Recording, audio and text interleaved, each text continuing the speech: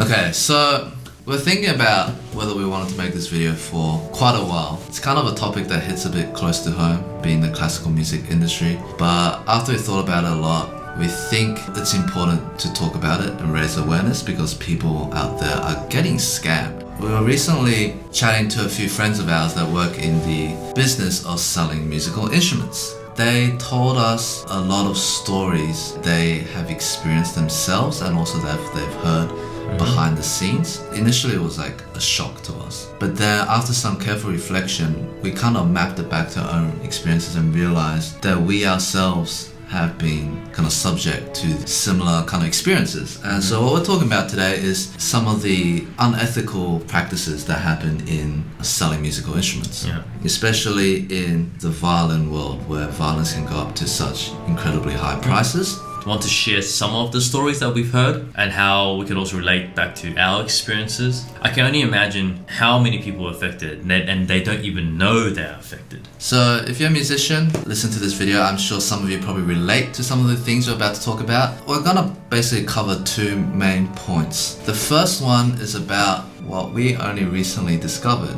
to be a very widespread international phenomenon of a secret commission system. And the second part of the video we're going to talk about is selling fake instruments. Alright, so commissions. It's kind of hard when doing research about this to find statistical evidence because so much of this is underground and just hearing stories. But we did find an article from the Strad magazine that talked about this. We'll link it in the description below. What we learned was that teachers operate from a kind of commission system where when the student buys an instrument, the teacher secretly takes a cut. Note the word secretly as well. A lot of the times this is kind of an unspoken rule and this results in very questionable behavior, right? So these friends of ours that we were talking to mentioned that sometimes a kid would buy an instrument from the shop and then a few days later they'll just get a phone call from a teacher. They'll be like, alright, so I heard that my student bought a violin from your place,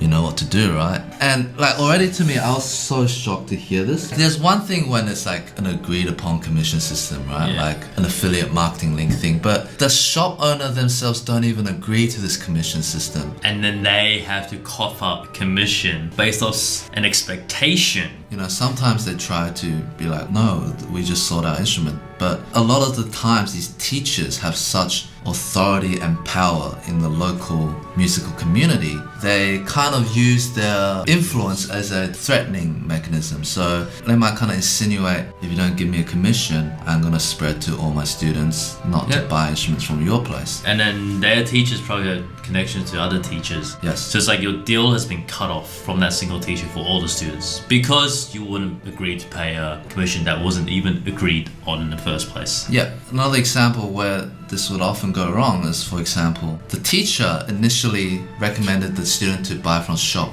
A, but the student themselves decided, I don't like this violin. They come to shop B and buy an instrument from shop B. The teacher will still call shop B and ask for the commission. Even though, like, the whole idea of a commission is typically, I helped you get the sale, so you get a commission. You can't trust the teacher to really genuinely care about you as a student, or if it's your kids that are learning, if they're gonna get a good instrument or not. Back in the day as students, I really trusted my teacher. 100%. And I think that's such an important dynamic to have when the student trusts that the teacher has their best interest in mind. But unfortunately, there are definitely cases where a teacher may be driven out of greed to sell crappy instruments or to recommend a much more expensive, overpriced violin. And there are definitely stories that we've heard of teachers asking violin dealers and shop sellers to mark up by 100% just to get that bigger commission. One of my very first teachers in Taiwan definitely scammed me. We found out later that we paid way too much for a violin that doesn't sound like it's meant to even sound good. I think we probably paid 10x the price. Oh my god. The parents just want the best for the kid. And then for the teacher to know that they have this power to really kind of push it that way. It's like, what are you trying to achieve besides more money? When it comes to buying instruments, please try to get second and third opinions. Go to someone the teacher has no association with. Yes. And say, hey, what do you think of this instrument? What do you think of this bow? Yeah. Like, honestly speaking, it's so hard to know what a good instrument is. I'd say even now, after like 22 years of playing experience, it's still not easy. I still can't tell sometimes. And sometimes I need to check. I need to ask around. I need to go, hey, is this the actual price? Yeah. How does that sound actually? A 6-7-year-old starting and their parent. The parent that doesn't even play an instrument, they're not going to know, and they're probably too busy. So it's unfortunate, right? As long as there's a profit motive for teachers, people will be abusing this. There are just so many other ridiculous stories about it. For example, there was a case where a student bought from the shop, but that student has 2 teachers, and both teachers called to demand for a commission. And so now the shops, like, they're being forced to jack up their prices to anticipate commissions that they didn't even want to, right? they're kind of under the mercy of the recommendations. On one hand, you go, what do? Do I say no to everything? I lose all my business to a competitor that's next door, who pays all the commissions, you know? I think we can all agree the problem here is there's a betrayal of trust between the teacher and the student, and there's a kind of power dynamic that happens between influential teachers and small business owners. Yep. One of the more common solutions that we've heard of, and again, I don't know if this is possible, but it's that if our ecosystem is going to depend on referrals and teachers are going to want to make a little bit of money, perhaps the best thing to do is to make this whole process transparent and to make it fair. None of this 100% markup thing, right? It's so much better to tell a student, hey, just so you know, I would recommend this guy, but I also get a commission from it. Yeah, there's also teachers that sell instruments to their students directly, and that's also a bit sus. Yeah, that's also very sus. But, you know, To be honest, we didn't really think much we about never did it. We never did. I Yeah. never know it existed. It didn't even It occur to me. me. Yeah, I just wanted to make sure the student got a good freaking rehear, so he can come back and not play like no, I'm just joking. It's funny because when we initially said like, nah, this doesn't really happen where we grew up, and they're like, no, it happens. You probably just don't know about it. And then we thought about it. We start seeing all the little suspicious evidence. We just didn't know. We don't know. Oblivious. We're so oblivious. And if we're oblivious, how many people are oblivious? You know? It's terrible. So that's the first part, right? That's commissions. I hope some mafia instrument dealer isn't gonna come after us after making this video. It's like, We're just trying to make the industry a better place. The second part we want to talk about is fake instruments. everyone knows it's everywhere, but everyone's just going along with it. Yeah. Tell them about how your label got chipped off in your violin in Scorvetsa. Oh yeah, so okay, look, I still like my instrument. It's been with me for like 12 years before I changed to the new violin. The maker is called Renato Scorvetsa, but the R was cut off. So I was like, who's this Kanato Scorvetsa, Japanese Italian guy making my instrument? It's so dodgy. But I never went further than that because I was like 14-year-old, 15, had other problems in my life, right? Then one day on after the tour, 2017 tour, I met the maker. I actually met the maker's daughter first.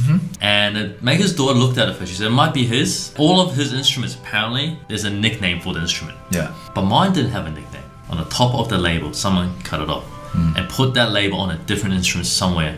So that label is currently on an instrument somewhere around the world. Someone probably thinks it's a legit Scorvetsa. And I was like, oh my god. She goes, and I'm also not sure if this date is the correct date. But she took it to him anyway. We verified that it was his because he started crying. It's like a little baby. She thinks it's called the Scarletti. It's named after the composer Scarletti. But she goes, yes, someone cut it off. The case in hand is like so easy to fake an instrument. Another story on that topic.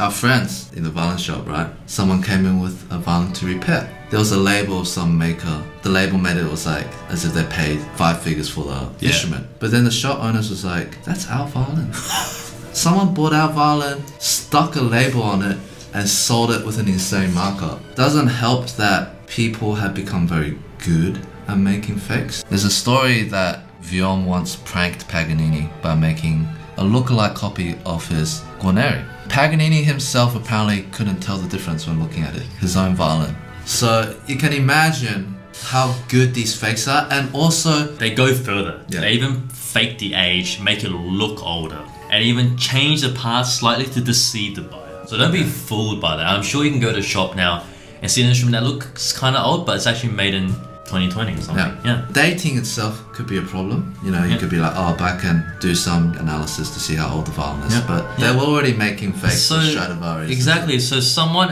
in 1700s, 1800s made a violin at the same time. Yeah, you can't tell by the dating. You can't just tell by the date. Actually, unrelated story, but this is something to keep in mind as well. Some modern violin makers make their violins with thin wood. Thinner wood means the violin will sound better in the short term, but it ages badly. Violins with thicker wood, they need more playing and time to mature. Yes. So that's something else to be wary of. And the thicker was like, doesn't mean it's always good, it just means there's better potential. Like your old one was also thin, right? Yeah, my old violin, the sound just it went really down. Yeah, and it was an old violin, the typical old violin story. So I don't know. You guys got to be careful, you know. Yeah, a really shocking story that we heard from people in the industry. I couldn't find evidence for this online, and I can imagine why this wouldn't be public because it sounds like quite a scam.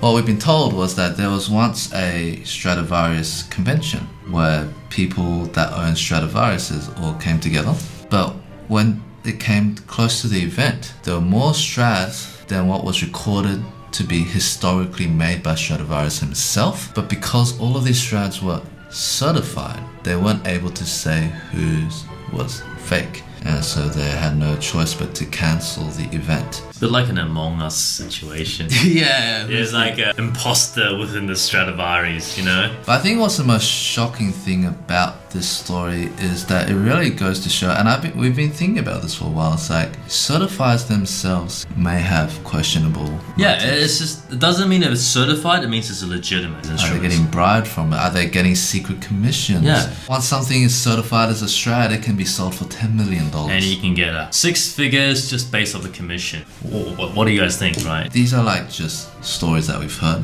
but actual well-known cases of fake instruments have been documented. One of the most infamous examples was this man called Dietmar Machold. He was a Austrian celebrity businessman and society host, and he was convicted of swindling creditors out of an estimated 100 million euros by using an assortment of real and fake Stradivarius violins to dupe them into bogus transaction. According to these articles, he was one of the world's leading Stradivarius experts.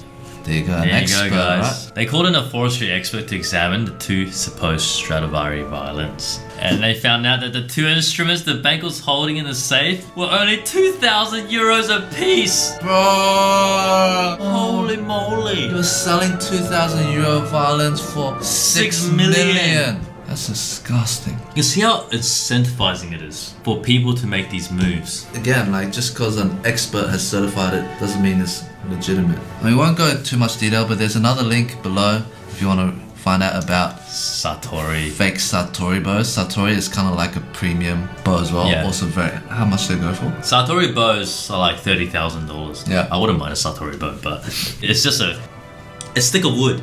Yeah. Now you can see how, now we're talking about faking it. We have a friend. She's right? definitely not someone that can just cough up money to buy a $500,000 violin. No But way. in the violin world, the price has been jacked up so much to the point where a lot of the value of good instruments are no longer just about how they sound, but there's the history and art behind it. And so she almost got tricked into buying A Scarimpala violin. Yeah. So this is also quite a good violin. Probably going for 100,000 now. Yeah, you know, she was considering buying it. Got a lot of different opinions. A few experts said it's a fake. So she's not even in a financial position where she can be. I think she was considering getting a loan. She was considering out. it. That would have taken her a long time to pay off. And then imagine finding out that it was a $2,000 violin at the end of it. That's It would crush. horrible, that, yeah. that stuff crushes. Because the bank can't help you on that. Yeah. And another story I just remembered. Remember how your bow got swapped out? Yeah, so this is one of those moments when we thought about it, I think it happened to me. Long story short, can you imagine like a innocent 13, 14-year-old? I wouldn't dare to challenge an adult. So I got my bow for a rehab, picked it up again. This is so crazy. I picked up the bow and I thinking, hey, this is not my bow. Innocently, I go, hey, I don't think this is my bow. But the bow guy was like, no, it is your bow. It ended at that. I didn't question it because it's an adult. The students who trust these adults. Yeah, I knew it looked different. I just trusted the adult. So, maybe I was wrong. How can I be wrong? I've seen a bow for like 2 years. How can I be wrong? So we don't know what his incentive was, but he was trying to move bows around. Well, I don't even know if it's fake or real to this day. You know, Yeah. I probably should take my own advice and take it to everyone just to see, hey, is this legitimate? But thankfully it wasn't like an expensive bow. It's not like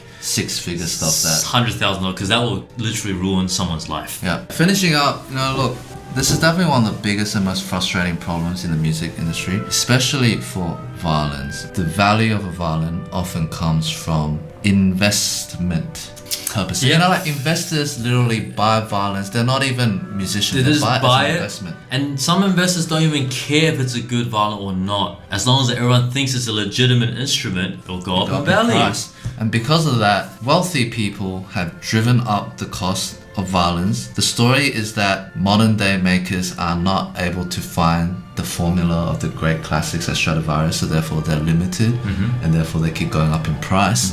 Even the best soloists today, most of them don't own their Stradivarius. Yes, they're most loaned of them, it. they're all loaned to them. Can't afford it. It's a big problem. It's one of the reasons that we went for a modern maker as well. A lot of decent sounding violins with proper historical names will just be in the 6 figures. I'd love to play one, but it's too much even for us, right? It's just too much money. And also you have to go through the whole hassle of checking its authenticity. You get 3 experts, they could all have different opinions. What are you gonna do? So that's why we kind of went for a new instrument. The maker's alive. The maker can look at it and go, yes, this is my instrument. It just makes it easier, that's why. My advice though, I want to share is that if you're a student, see if you can find a way to get loaned a great instrument. I know a lot of music schools these days have some system. If not, my personal approach to it is you can never truly be sure about the investment side of the value. So I try to focus on just paying for an instrument that at least the sound and practical value